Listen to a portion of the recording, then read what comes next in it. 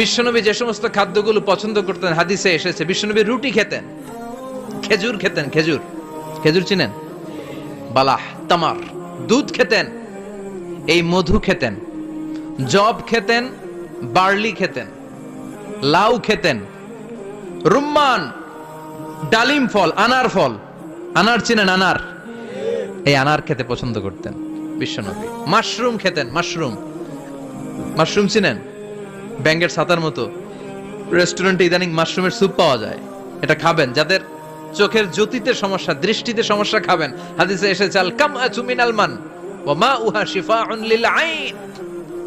Mushroom হলো মান্না সালোয়ার মতো খাবার।